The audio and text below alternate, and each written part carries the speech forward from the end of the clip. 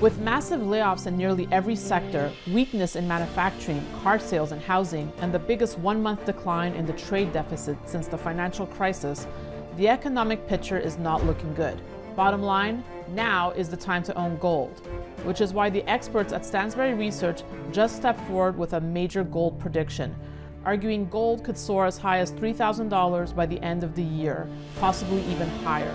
You can find out why and get instant access to their #1 gold investment today.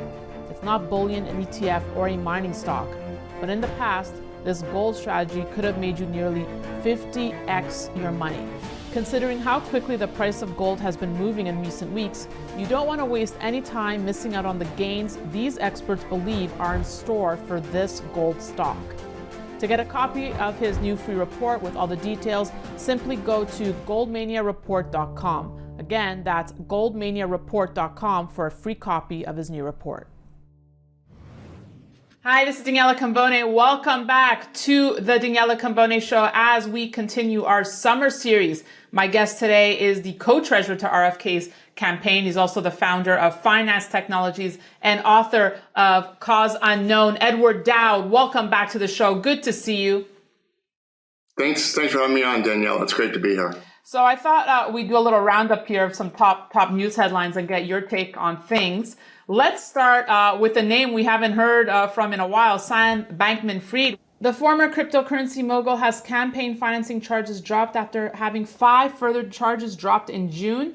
U.S. prosecutors have conceded that their treaty obligations with the Bahamas prevent them from pursuing the charge. Authorities believe that Bankman-Fried conducted a scheme to siphon off customers' deposits and make illegal donations to mostly Democratic candidates. You say, Edward Dowd, that the justice system is set up to protect the uni-party looting operations that have existed for decades. Explain, please. Yeah, absolutely. So, I mean, obviously, it's become apparent to most people that there's something going on with the justice system. This Friedman and FTX scandal is in many ways worse than the Bernie Madoff scandal. And they're not pursuing them. And so the question is obviously why.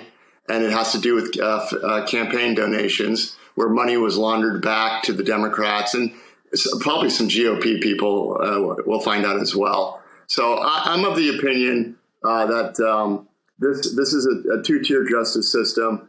There has been graft and corruption in Washington for decades.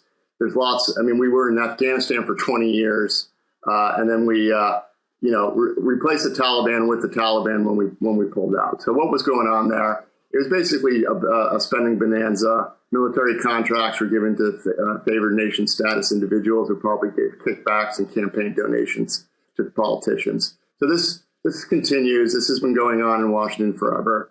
And now it's naked. We're getting to the point where it's so naked and apparent that this guy's been cleared of all charges, and it's a joke, in my humble opinion. So how does that vicious cycle ever stop? I mean, if the justice system is not doing what it's supposed to be doing, I mean, how do we get any better here, Edward? Well, it's Banana Republic time, and I'm on the RFK Jr. campaign. One of his commitments is to basically disarm and dismantle the deep state, or what we call permanent bureaucratic employees who are there regardless of the politicians in the seat. And Trump tried to do it, didn't work, and a lot of his troubles come from the deep state not wanting him in there to mess up their operations. So whatever you think of Trump, and Trump's very controversial, he did try to dismantle the greed and the graft, and he didn't succeed. RFK Jr. Wants to do it as well, and you have to start at the department level. You have to get into the bureaucracy and just clean house. Well, since we're on the topic of politics, let's get your takes. I know you've been vocal on the whole Hunter Biden affair. I mean, how successful will Republicans be, do you believe, at making this a major issue? Oh, they're going to make it a major issue whether or not he gets indicted or not. I mean, they have him dead to rights, bank transfers, texts, even implicating his father, the current president. And there was the same day the FTX news hit, we saw simultaneously some courtroom antics where they basically tried to sneak in immunity for any future charges that might come down the line. And the judge and the judge was a progressive judge. Even the judge thought that was a joke. So, this is what's going on. It's protection of the racket and the uniparty pilfering operations. And that's the thing I think most American people are frustrated with. They thought the GOP was there to help them, and they're not. I mean, Lindsey Graham and Mitch McConnell, they are, in my humble opinion, and Kevin McCarthy and others, they all participate to one degree or another in this looting operation. And, some of the looting isn't as naked as what the Hunter Biden scandal is, but there's a lot of ways to get around it, and we know how they do it. Book deals, jobs after office, what have you. Also, I wanted to bring up a recent, controversy or point that RFK was making about the Biden administration singling him out for rare treatment by denying him Secret Service protection. Kennedy had tweeted that Homeland Security Secretary Alejandro Mayorkas had decided that Secret Service protection for him is not warranted at this time. Kennedy said this denial came after nearly 3 months after he had requested it. Should he have Secret Service looking after him, protecting him? Well, obviously I'm biased, so I'll say yes. But they're trying to say that he's not a candidate in standing yet. They're trying to play games with the rules. But I mean, Bobby Kennedy comes from a family that has been targeted before. He has security now, obviously. I don't think this doesn't seem like it would be that big of a deal for the government to spend money on, just to ensure that everyone's safe. And this is a kind of a poke in the eye, in my humble opinion, and it's a message. I want to also get your thoughts on the BRICS, Edward. Since the last time we spoke, there were rumors that Russia or China would create a gold-backed currency. That was never formally acknowledged until recently. The Russian government stating that the BRICS countries are planning to introduce a new trading currency, which will be backed by gold. Analysts expect a formal announcement will be made at the BRICS summit in Johannesburg in the coming weeks. What's your take on this? I also bring this up because RFK also announcing that he'd like to see the US dollar backed by Bitcoin and gold. So two things there. First, your take on the BRICS initiative. Well, in my humble opinion, this is more open challenge to the dollar in an open conversation. I don't think anything substantive will come out of the conference in this month. My opinion is that there still is a lot of mistrust among the participants. There's all sorts of rumors. India's in, out, not in, not out. We don't know what's going on with India. And then the other thing to understand is the dollar system is so ingrained. Money and debt are the same thing. So all these countries have dollar-denominated debt. It's not, if they do announce something substantive and I'm wrong, it's not going to happen overnight. It's going to take time. And they're going to have to devalue their currencies if they go on a gold standard currently. So it'll be a disaster economically for them to do it all at once.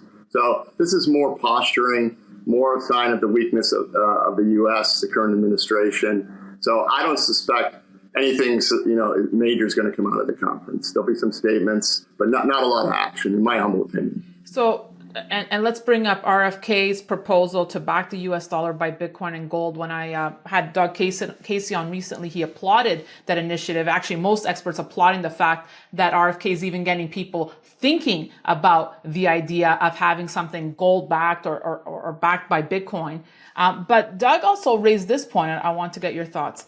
Why not simply use gold? He says, in other words, why have a government middleman there to call some amount of gold, a franc, a ruble, a pound, a dollar, or whatever? Who needs some untrustworthy intermediary to give you paper? Why not just allow everyone to use gold itself?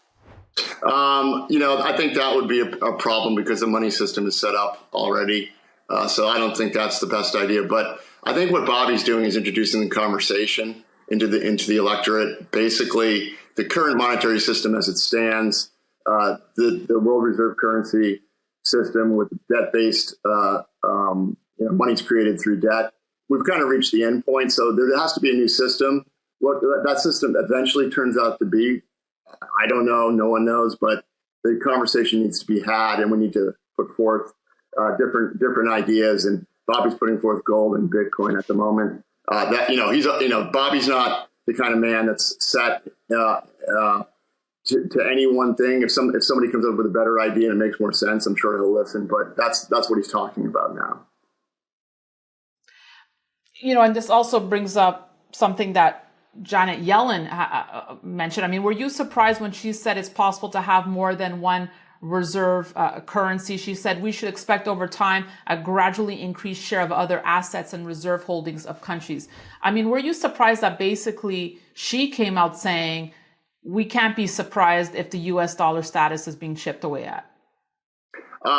She should. Well, I think she's getting in front of what's going on globally. The dollar, unfortunately, has become a weapon, intended or unintended. So when the Federal Reserve raises interest rates, it calls dollars back home. That's why the dollar was so strong, and it continues to, even though it's traded off from its highs last year, it's going to continue to be strong as long as we keep interest rates high, and we're choking off credit to the rest of the globe. So that's part of the problem for the rest of the world, is that they have no control over their own interest rates. When the U.S. moves, they all have to move.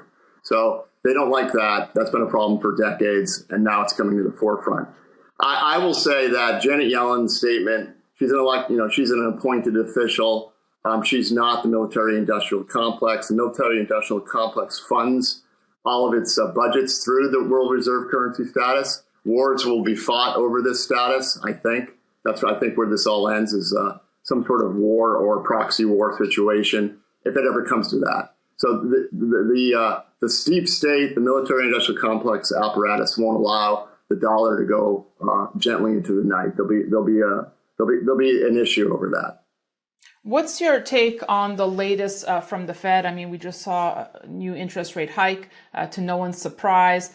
Your take on their fight against inflation here, because there's a new study out that 61% of Americans say they are still living paycheck to paycheck, even as this inflation supposedly cools.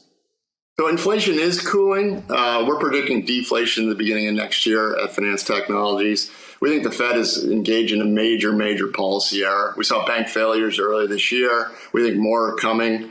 I think what the Fed is missing is they're looking at the employment rate, and the employment rate remains low.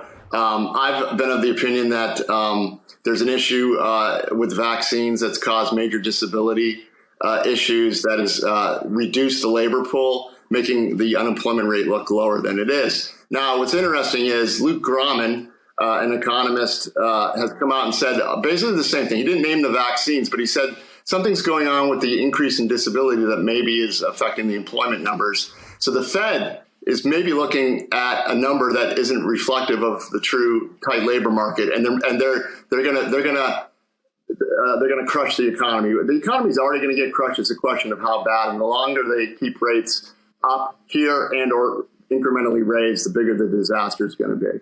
Edward, tell me more about the work you're doing, because I know offline you were saying it finally feels like this whole vaccine thing is coming to a head. I guess my bigger question to you is it okay do you feel we're at a point now where we can openly challenge the vaccine without being afraid of being shut down? I mean, anyone who has a major YouTube platform or, ever braced the subject of COVID would wake up every morning thinking, have I been shut down? So do you think we're finally at a point where we can openly talk about it? Well, Elon started to pave the way. He opened up Twitter. There's all sorts of information that now is freely exchanged about the vaccine. I do think that slowly things are changing. I did a Dr. Drew show. He's on YouTube.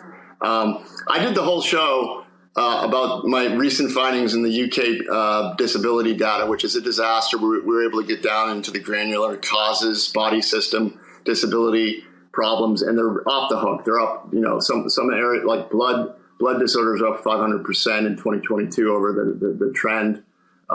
And cancers are now starting to accelerate in 22, all sorts of issues. And I said, look, forget about what I think it is. It just is, and it needs to be investigated and acknowledged by the authorities. So we have this elephant in the room that's getting so bad that you don't even need to mention the vaccine. You can just say, forget the vaccine. What is it, and why aren't we talking about it? So we're at the point now where there's going to be a national discussion about it, and I think the vaccine is obviously I'm 200% convicted that's the culprit. I'm willing to admit that I'm wrong. Let's say I'm wrong. Let's find out what it is, because it's affecting labor markets. It's going to affect resources from our precious economies that we don't have to take care of the newly disabled. These numbers are not small. We added 1.2 million disabled people in the months of May and June in the U.S., according to the U.S. Disability Survey. And how are you able to do that research in this market that's so opaque, hidden, and dark that you can correlate these disabilities to the vaccine? Yeah, so we've already correlated them, but the scientists and the doctors and the establishment that are defending this will say correlation is not causation. But on Wall Street, when we come up with what we call the analyst mosaic. If you go to our website, Phinance Technologies, and look at all the projects we've done, we have all-cause mortality across Europe, U.S., Australia, Germany, Ireland. And all-cause mortality is up amongst especially the young folks, the working age folks. We have projects we've done on the mRNA clinical trials, linking that to the real-world disabilities, the UK PIP disability data, the US disability data. So we're at the point now where it's kind of a joke to say correlation is not causation. Any way you look at it, it looks like when the vaccines were rolled out, lots of things started to happen medically in terms of injuries, disabilities, and deaths. The FedNow program has officially been launched. Edward, I know you've done a lot of work on, or been very vocal on coming central bank digital currencies. This is not a central bank digital currency. We've been clear about that. But is it the first path towards one? Yeah, this is absolutely. This is the setting up the systems, testing it, trying to get people comfortable with it. And it's, they want to do this. This is the establishment, global banking establishment goal. This is a central banking goal. The Bank of International Settlements has declared it as a goal. And I think, the time to introduce a central bank digital currency would be in an economic crisis. So I suspect it'll be rolled out as a savior to those amongst us that don't know what's going on. And it'll be tied, I think, to potentially a UBI if unemployment is super high at the time. Edward, let's end on this note. The last time you were on, I facetiously brought up your thoughts on the UFO news at the time. But since then, we've now had a historic UFO testimony. So how seriously is Congress taking it, and should we? Well, so I always start with global debt to explain what's going on in the money system. And the money system needs constant credit creation. And it's at the point now where it needs bigger and bigger amounts of spending to keep the thing going. And so we had the COVID war, which kept the system up for another 2 years, but now it's rolling over again. Wouldn't it be great to have a threat so big that the government spending bonanza would make COVID, war on terror, Cold War, just look like peanuts? So I'm very cynical. And I look at this as just another excuse to create more debt, more money, and keep the whole thing going. And I don't buy it for a second, personally. Edward Dowd, I appreciate your thoughts. Any wild cards out there that you're watching that we should be closely monitoring? We're trying to figure out what's going on with the banking system.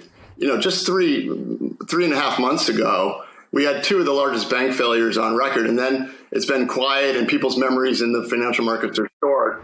I don't think that's gone away. I think that's still looming out there. You don't keep interest rates low for 14 years without creating a tremendous amount of people reaching for yield, reaching for risk. And I think somewhere down the road, we're going to see more things blow up. And again, I don't know the timing, but I'm pretty sure we're going to see more bank failures. We're going to see more pension issues. More things starting to unravel. On the ground, anecdotally, our economic indicators are buried at the moment, indicating a recession coming. And I keep hearing things. I mean, anecdotally, you hear things slowing down all over the place. You can talk to people that in service industries. I'll use one. This is kind of a funny one. There's an ayahuasca high-end treatment center here on Maui. Of course, ayahuasca in Maui. That makes sense, right? They're getting lots of cancellations, and these are expensive executives. They come to do their little ayahuasca trip, and they're canceling. So something is definitely going on the real economy. It's been going on for months now, and I think it's going to get worse. Edward Dowd, on that note, I wish you a very good rest of your summer. Thank you for joining us today. Come back soon. Absolutely. Thank you, Daniela. And thank you for watching. We'll have more incredible content coming your way on the summer series, so be sure to stay tuned to the Daniela Cambone Show and sign up at danielacambone.com. That's it for me. Thanks for watching.